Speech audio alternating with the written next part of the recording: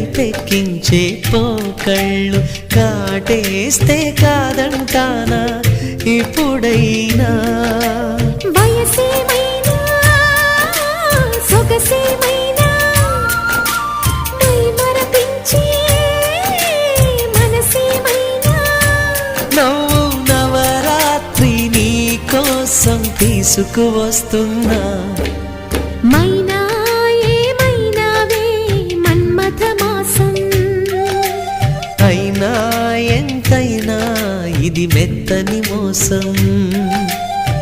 తీయనైన తీరిక తీర్చమంది కోరిక నీకు తో